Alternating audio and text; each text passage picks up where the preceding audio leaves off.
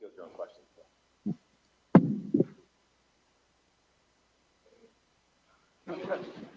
Let there be questions.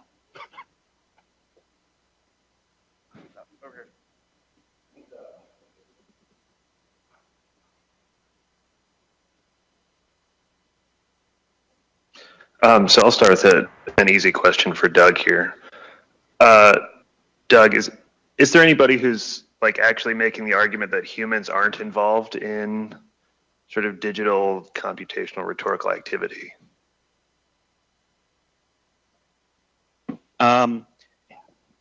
Nobody's explicitly making that claim that I've seen. I have, however, seen a number of people who are doing work that's really directed at the computational activity, but not a kind of leaving a lot of the background human element out, just kind of eliding it. So those are the ones that I'm cautious about seeing, and want to say like, well, when we see that, what do we do? Can we pull back in the human? But I'm not going to name any names at this juncture. Yeah. But no, I haven't seen anybody explicitly call for you know, a lack of human, like just completely taking humans out of the picture and saying things like, you know, algorithms have rhetorical agency absent any kind of human backing, which I think would be kind of a strange thing to say, although some of the object-oriented stuff I've seen really pushes in that direction. But for me, until Skynet becomes self-aware, I'm going to say like no, right? The humans are always at the back end.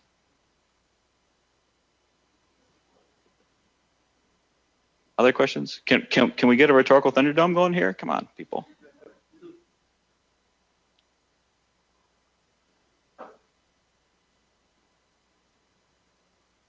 Well, clearly you need. Oh, okay, Liz, and then.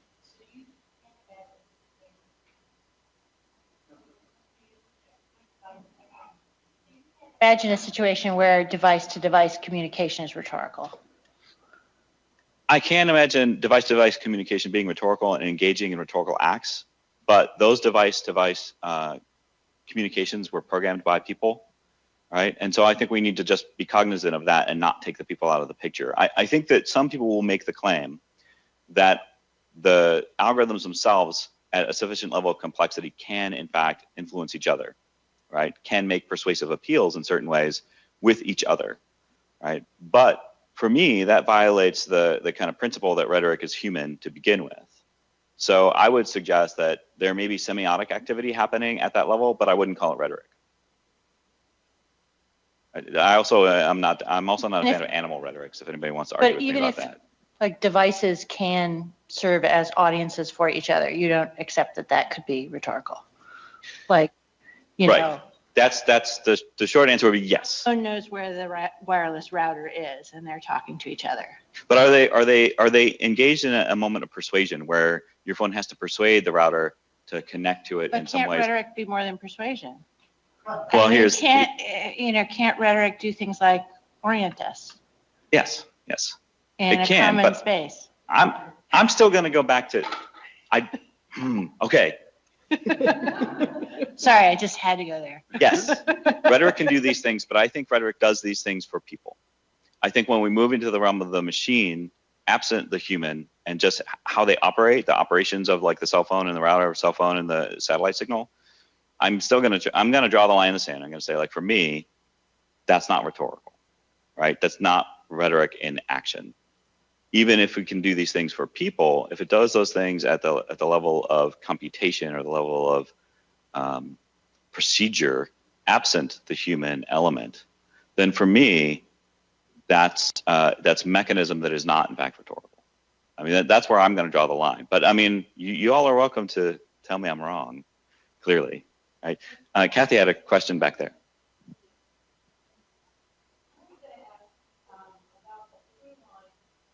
Oh, there you go. Okay. Hi, sorry. I was going to ask all three of you about the through line across your talks. So as somebody who would like to think that there is some sort of center or core or shared something that would allow us to trace patterns across the three approaches that you brought to this morning's session, We have something of that from Crystal because of the nature of your presentation. So, but it was more analysis than synthesis. So I'm looking, is there a text in this rhetoric? Would you like to begin? It's digital.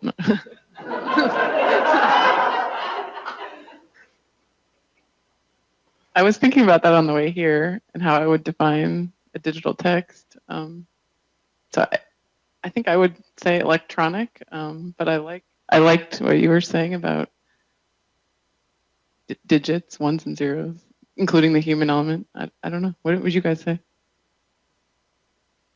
I would say that the digital, like any other form of rhetoric, is part of a complex tapestry, and that when we elevate a particular term, we can let other terms fall out that are nevertheless still essential for that tapestry.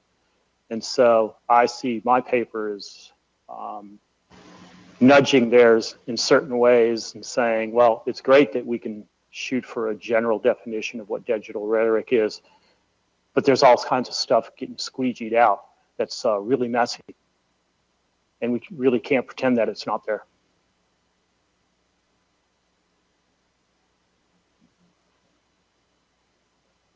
This is for Thomas. I wonder if you could situate the sort of outrage machine historically. So, or if you've thought about doing this, like there seems to be this intensity that we're experiencing right now. Are there analogs? And could they be linked to other sort of technological arrangements, or is this really a sort of unique moment we're in? I actually had to resist delving into that because it's just so right there. Gossip culture. I mean, it's like what happens when local, village-based gossip culture suddenly becomes global and viral. You know, that's what we have. I mean, I actually almost delved into a famous record from the 60s about the Harper Valley PTA. It's a great little country song. Oh, yeah. That could have been my soundtrack. I think that does point to some ways to this thread that Kathy was looking for, though, right? The digital being the thread in some ways of how we're thinking about how rhetoric changes or works within these kind of new digital spaces.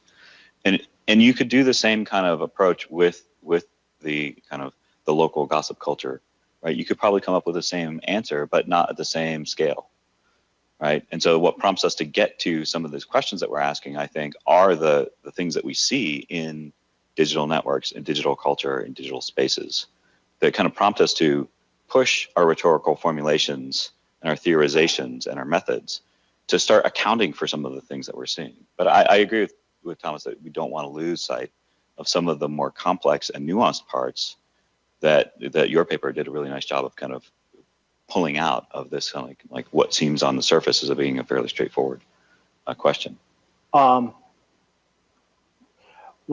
Something I see in all the papers is an attempt to walk a very nuanced line between trying to recognize what's unique about digital rhetorics and what ties it to everything that came before. Yeah. And all the attempts to demonstrate that digital rhetorics are somehow, or new media is somehow ontologically new and distinct, I think all those fail.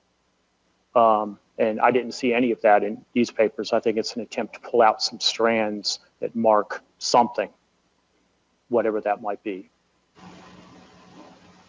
Yeah, I would agree with that. And I think studying digital rhetoric helps me look at non-digital rhetoric in a different way. You look back at, a written essay after you've analyzed a video text, and you see the same things are going on there. They're just more highlighted in the digital space.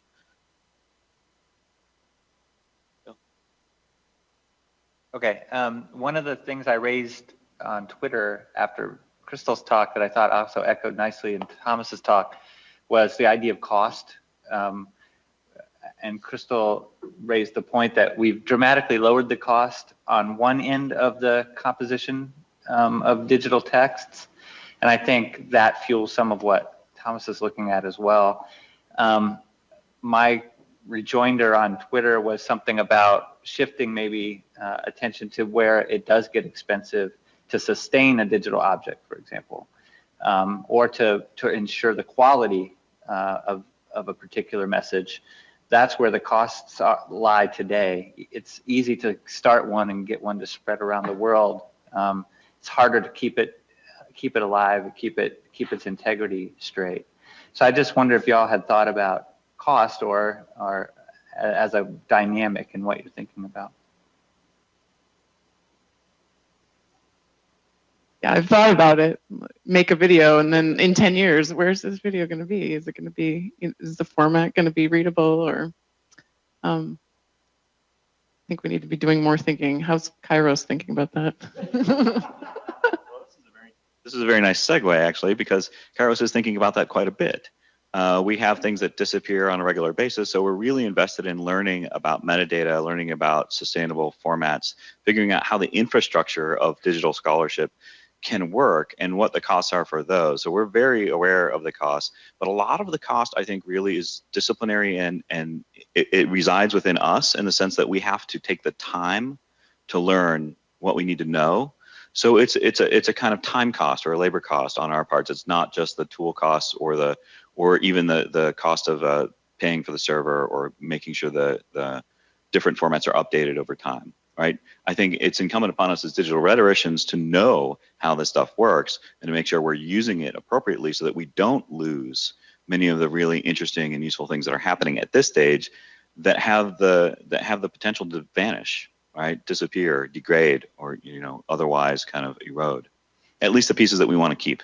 Maybe erosion is okay for some things, right? My very, very earliest attempts at web pages should never be seen, for instance. Does that kind of answer your question, Bill? Okay.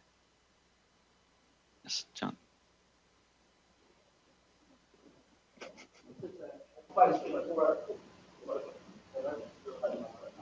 The microphone. Hold it down. This is a question for Thomas, but the two of you, whom I can't see because he's behind the screen there, but the two of you might be interested in as well. Gosh, Thomas, you may really remind me of all the acts of expressions of outrage in the digital petri dish. I wonder if you can think of other affects or you have names for other emotions or other expressions of emotion or affect that are either a subset of the outrage or a counter to the outrage or orthogonal to the outrage. But I'm just curious, what else is there besides outrage in your view?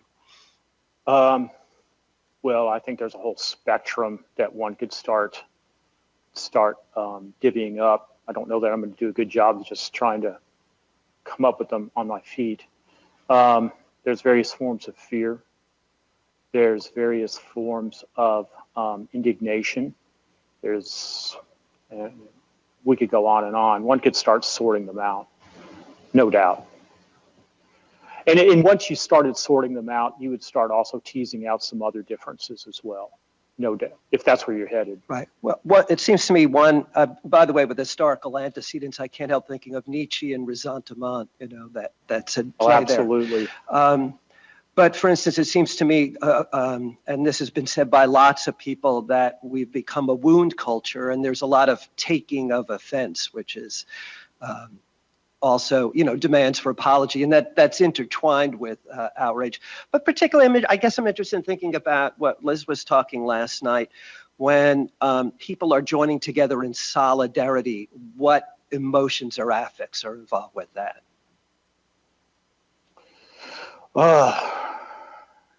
Well, I think that's just as complex and can be run through an emotional spectrum, just like outrage itself. Sometimes I think the motives are obscure. And I think sometimes while you have perhaps the majority of people being of goodwill and coming together in some sort of whatever emotional commitment that they bring, you also have people who are simply opportunists. I mean, parasitism is anywhere. Something I didn't have time or space to talk about in the paper is something that Haidt and some other moral psychologists talk about, which is the paradigm of Western European morality, which they call WEIRD. Stands for Western, Educated, Industrial, Rich, and Democratic. And if you spend time at other countries that don't have that paradigm, don't have Kant and Hume and the Declaration of Independence as part of their political DNA, you're going to see that they're not weird in terms of their morality. And so, you know, you can ask people questions that to us would be extremely outrageous, like a wife goes to the movies without asking her husband. She comes home, he beats her. Is he justified in doing so? We're outraged. How could that possibly be? There's countries who have a different moral paradigm who say he's perfectly justified because she didn't ask permission. So in terms of that kinds of siloing, I think sometimes we live in an academic bubble that doesn't deal with that except at a remove. And I think that's really what I'm foregrounding. And that's why I center on the question of rhetoric's generality. It's really, it's got quagmires under there.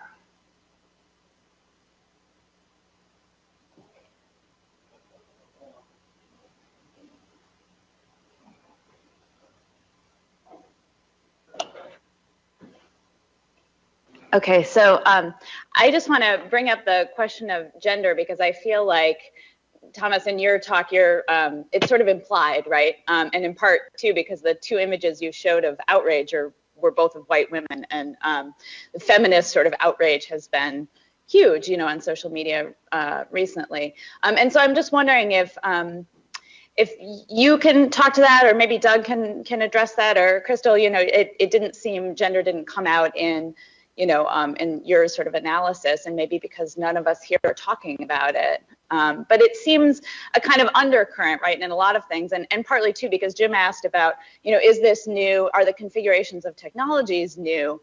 And of course, we know all sorts of things about women's voices in the public sphere, et cetera, and social media does kind of trip those things up in different ways. So I wonder if you can just say something about that.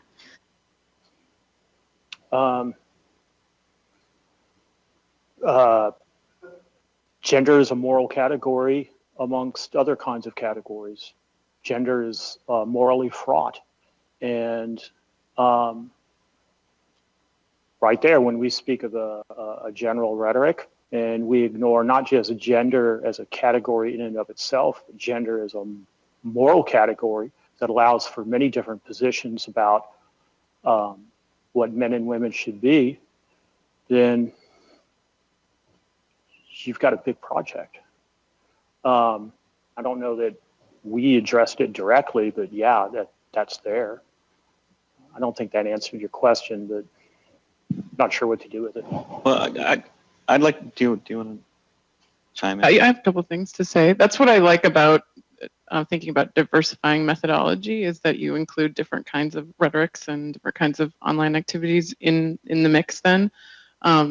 So last night I counted men and women. I thought of it last night, and we're split. We're half and half. But I think there are, in addition to gender, other sort of rhetorics that aren't represented in the sample. I mean, it's a sample, right? And it's the symposium. So, but I think that's important to bring up. I think kind of more going toward the general instead of away from it. I think digital rhetoric needs to take up questions of gender as one of the things that we look at. But that goes back to my notion or my strong sense that the human has to be at the center, and then rhetoric is tied to the humanness of it.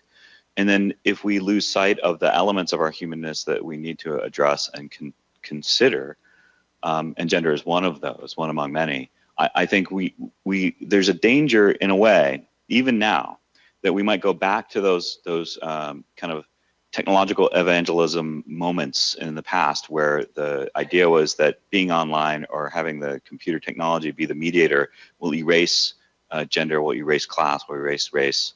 And we know that is not the case, right? That certainly is not true.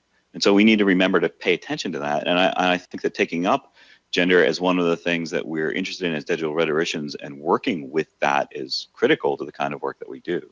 So, I mean, I'm hopeful that we'll see a really broad range of kind of activity around how humans work with each other, mediated via digital means that include gender, class, race, and all those other elements that make us human. Okay? So, I think there's a space for it, but I don't know that we need to have other than what I just said, a kind of like real strong push for a particular one or other of those as a locus. I think each individual researcher should take up the things that are most central to their questions, but those are absolutely central questions for the field as a whole. I don't know if that answers your question, but. All right, we join me in thanking our guests at our first panel.